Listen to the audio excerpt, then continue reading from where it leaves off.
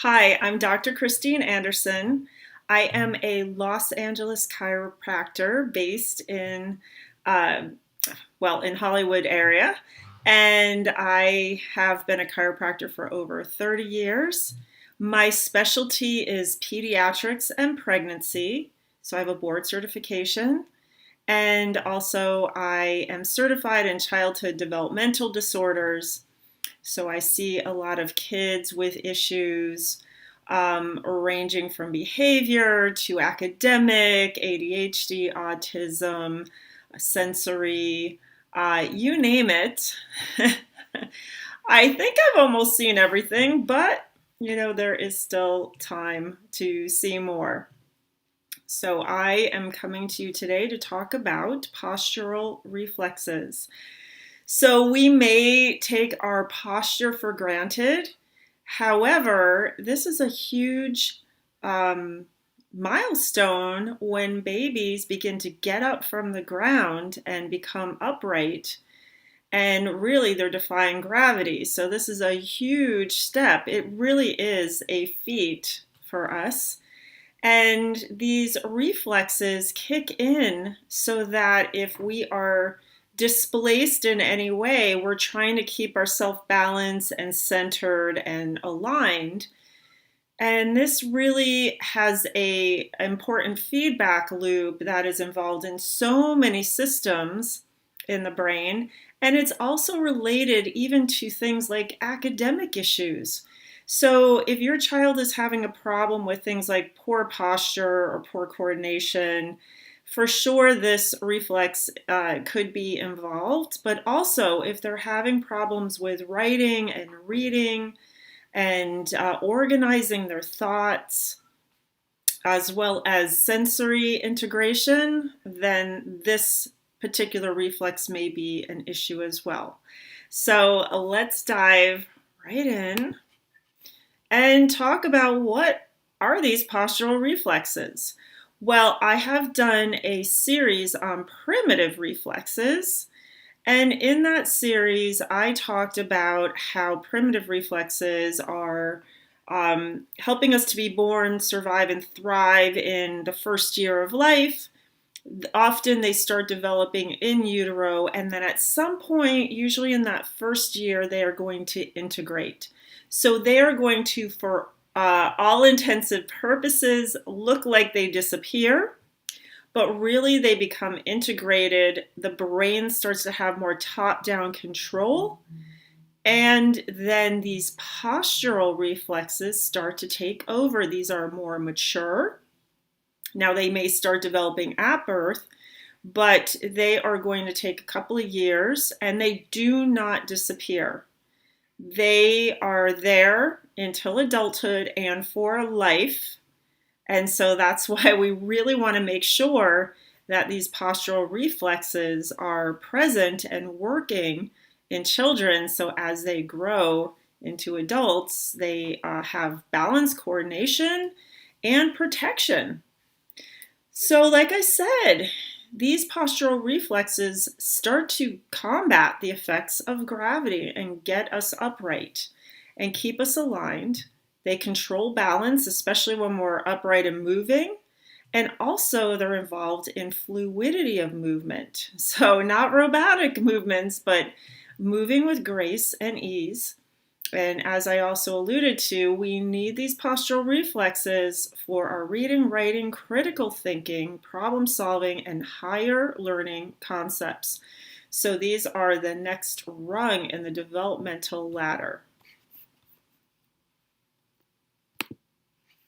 So let's look at that developmental ladder, shall we? Here is a picture on the left showing you the brainstem. So the bottom part there, you'll see the tan color is the spinal cord, then we have the medulla, the pons, and then the midbrain, which is located inside of that dark blue rectangle. And you're going to see some different areas with the red arrows that are particular parts of the midbrain. including cerebral peduncles of the midbrain. So what that means is these are like arms of the midbrain that connect to the cerebrum, which is what we usually call our brain. So it's this connection to the higher levels of functioning. And then you have the superior colliculus and the inferior colliculus. And what these are about is the superior colliculus is receiving information from all the sensory systems. So it has a multisensory integration function. It also is very involved with head and eye muscle movements to bring things into focus for things that we want to look at. So more to do with the eyes, but also integrating all the senses. The inferior colliculus is serving as the main auditory or the sound center for the body. Now, it also processes other sensory signals that are coming in, and it talks to the superior colliculus. But this is an important center for all our sensory information coming in, and then what we do when we respond to it.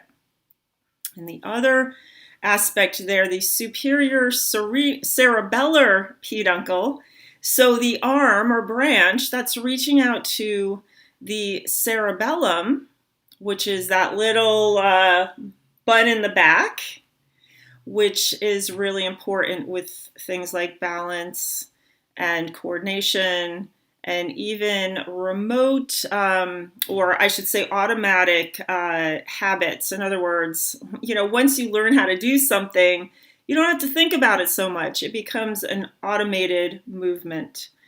And then in that bottom section there, it's just showing where the brainstem fits into the brain so you can see it as a whole. And that purple thing on top is something called the thalamus. It's an important relay center that is communicating with the brain. And then that little red thing sticking off there is the pituitary connected to the hypothalamus. And this is our regulating system. So you can see that proximity to what's happening with the body regulation, the relay up to the brain, and also right in the center there is our limbic system, which is our emotional center. So there is a lot going on in the midbrain area, which is where the postural reflexes are located. So what is going on with this control of the postural reflexes is that we have our sensory system taking information in. So information we're seeing with our eyes, we're taking in from our vestibular system, which is in our inner ear. And I go into the vestibular system quite a bit in the tonic labyrinthine reflex, primitive reflex series. So I'll put a link to that in the description. And then the proprioceptive or body awareness. In other words, there's receptors all over our body saying, here's where we are, here's what we're doing. So the brain knows how to adequately respond. And like I said, the cerebellum is balance and equilibrium, it's smooth coordinated movement, it's automated movements.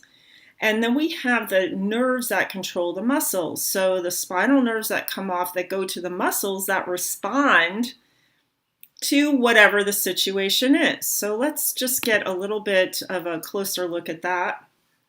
There on the left is the sensory input, the eye, the labyrinthine system, and that leg there is supposed to represent proprioception.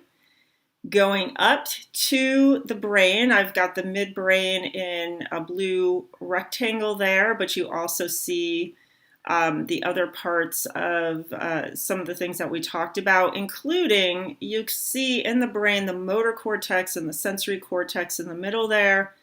That's where we have the sensation coming in and the actual message from the brain to say, hey, move this way. So then it sends signals out to the body as a neural command, and then a movement is generated. And once that movement is generated, there's a feedback back into the sensory system about where the body is. So if we need to make any other accommodations, we can do that. So, there's different types of postural reflexes. There's righting reflexes and equilibrium ones. But for instance, just let's say you're sitting there and somebody comes over and just pushes you, out of the blue. You don't know, you didn't see it coming. Well, if you didn't have these righting reflexes and equilibrium reflexes, you would just fall over because you wouldn't have anything to stop you. But as soon as your vision takes place, like, oh, I'm falling over, and your inner ear goes, you're falling over this way, and this goes up through the midbrain and into the brain, then you can catch yourself, come back, and you can shoot an arm out to catch yourself as a protective mechanism. And I'm going to talk more in depth about righting reflexes and equilibrium reflexes in future videos, but I'll just talk a little bit about it today. And there's just two examples there of a child who's trying to follow a line drawn in chalk and a boy on a bicycle. These all are needing the postural reflexes in order to stay upright with what they're doing so that they can actually do the tasks that they want to. So just really quickly, the righting reflexes, they start first, they develop right after birth and remain for our life and help take us through those milestones as a baby of head control, rolling over, sitting up, crawling and standing, so that defying gravity. And they also help maintain our eyes in a horizontal plane. So you can see there the little girl, how she's leaning to the side, but look at her head. Her head remains so that her eyes are horizontal. They're not tilted over with her body. And this is a reflexive action. So I challenge you to go stand in front of a mirror. You can close your eyes. You don't need the visual input. And it's actually better if you close your eyes. Tilt yourself over and then open your eyes and see if your head is parallel, that the eyes are horizontal. So just a fun little thing to check out the righting reflex. All right, so let's talk a little bit about the equilibrium reflex. This is going to start appearing a little bit later at 6 months, and it's going to remain again for our life. At least it should, unless there's some sort of degradation of any part of that cycle that I talked about. So this is what's key, the communication with the brain, with the body, and the body being able to send information back up to the brain. If that's intact and optimal, then this system will remain intact. So what this is going to do, it's a little bit more involved. It's going to alter the position of the center of our gravity of our body, so we can move to change.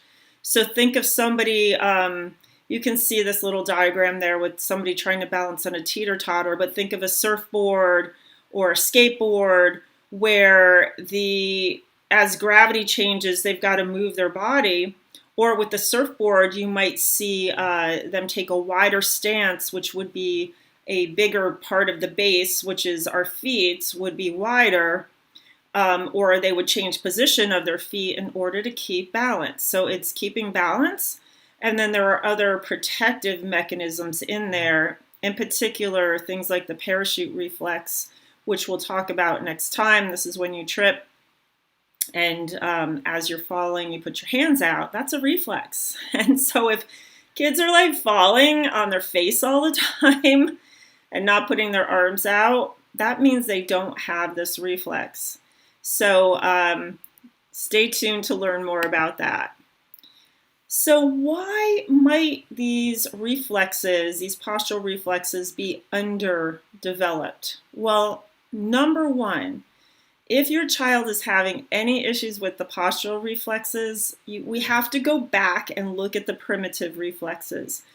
So remember that picture of the brainstem where you had the medulla, pons, and then the midbrain. Well, the primitive reflexes are located mostly in the medulla and the pons.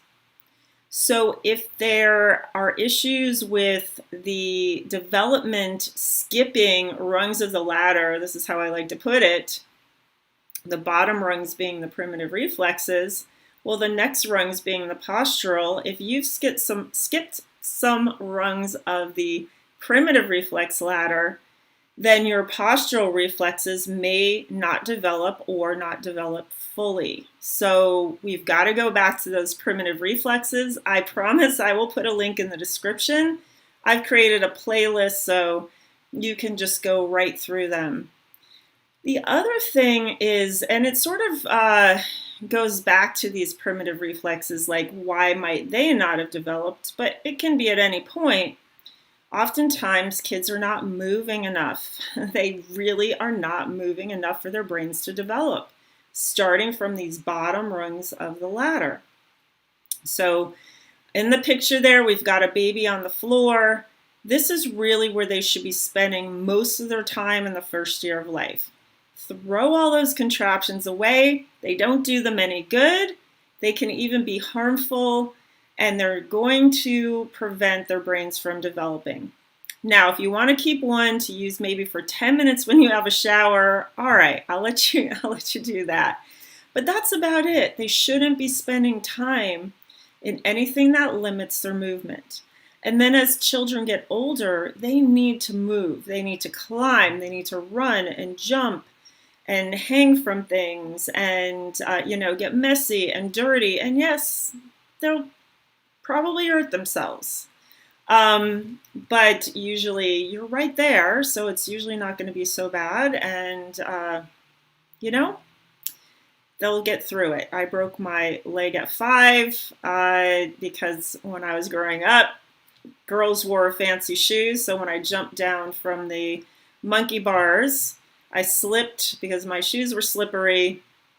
So the lesson there is make sure you have the proper footwear and equipment on your children, the right clothes, so that it minimizes their injuries.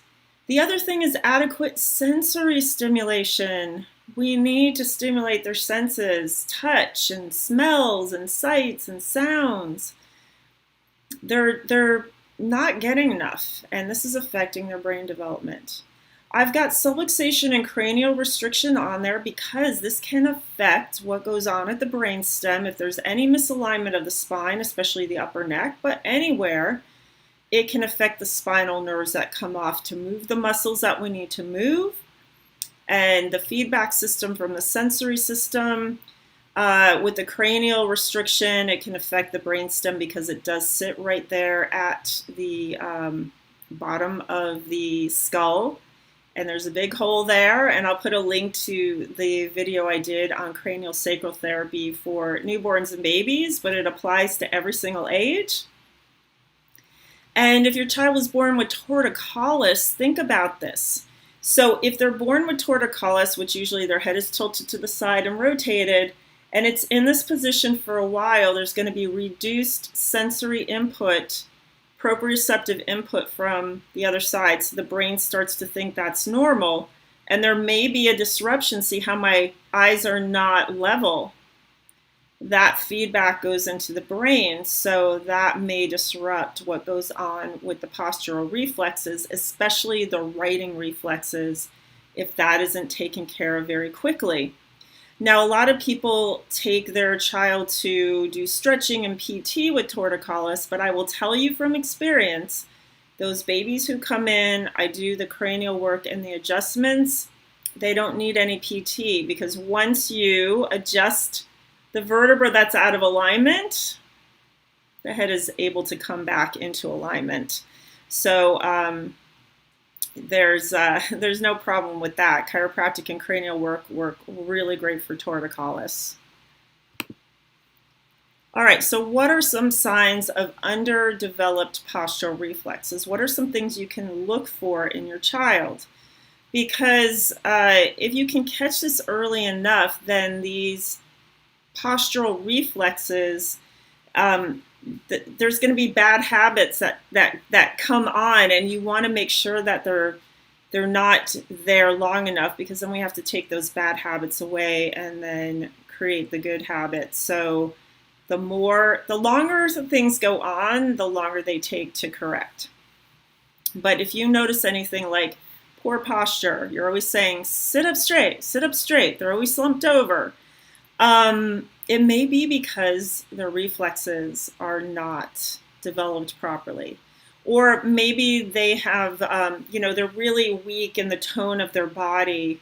They're just sort of floppy. They don't have good alignment. Maybe their head is held forward, or their low back kind of sways. Maybe they don't have enough stamina. They get really tired easily. It's like, ugh, I can't move anymore. I can't stand. I can't, they stand up and they want to sit down, or they've got to put their hands in their pockets to support their bodies.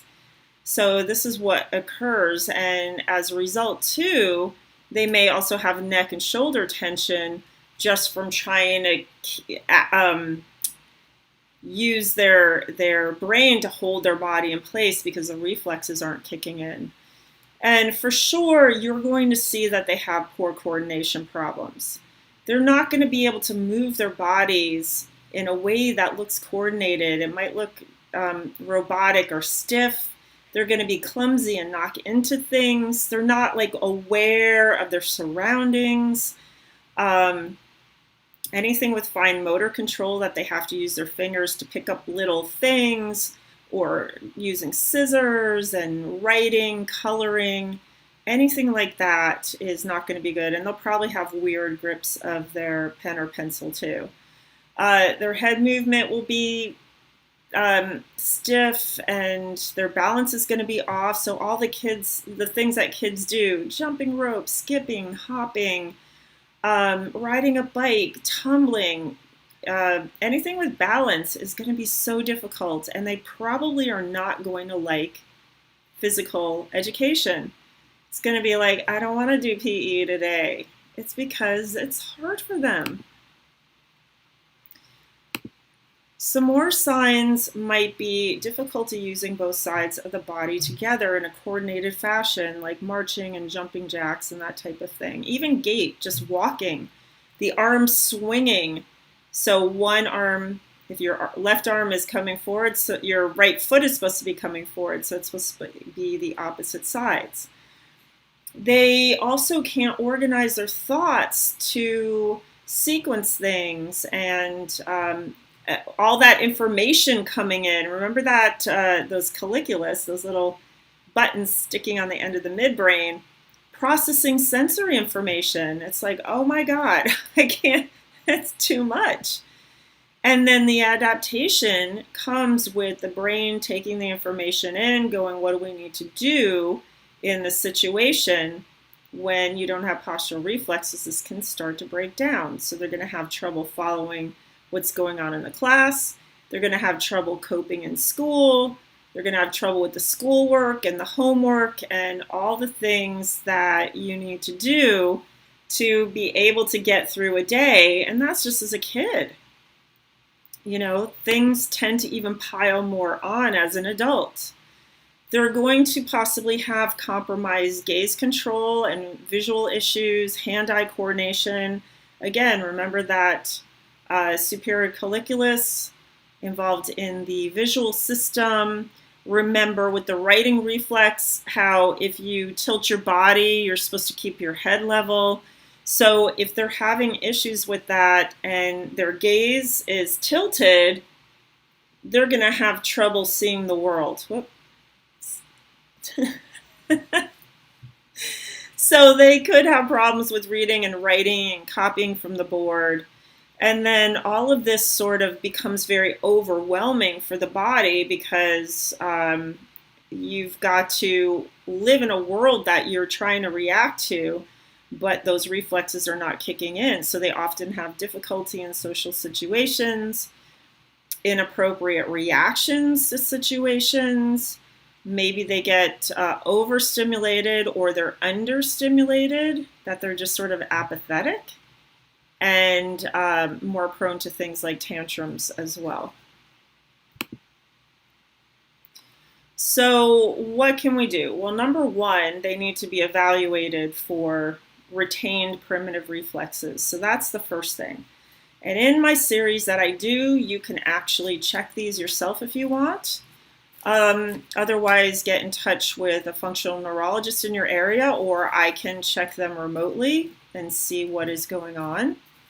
Get your child moving, whatever age they are. Get them away from the electronics. It's like just get them away and get them moving, get them outside, get them involved in whatever. It doesn't have to be organized. It doesn't have to be, oh, they're doing soccer or basketball. Just get them moving with kids. The other thing that you can do is get your child to a pediatric chiropractor, especially one I think that does cranial sacral therapy just because of that proximity to the brainstem. So these are things that can be helpful with the postural reflex remediation. And remember, this is neurologically driven. So this isn't just about doing exercises to help support your posture. That comes afterwards where we're working to balance the muscles out. But first, we have to get the neurologic system on board. So this is my information. If you would like to contact me through my website, losangeles-chiropractor.com. I am, like I said, I am board certified in chiropractic pediatrics and pregnancy. That's my DICCP. I'm certified in childhood developmental disorders. That's my FAB-CDD. I've got 30 years of clinical experience as well as 30 years of practical mom experience. And I can also do a lot of these things remote, as well as in-office services. So, check out my my website, my information, and it really helps when you like, so I can see the content that you are liking. Certainly subscribe and hit the notification button so you know when I'm going live or I post a video. And please share. This information is so important for people to know, and it is not being talked about, especially in the mainstream medical world. So thank you so much, and I will see you next time.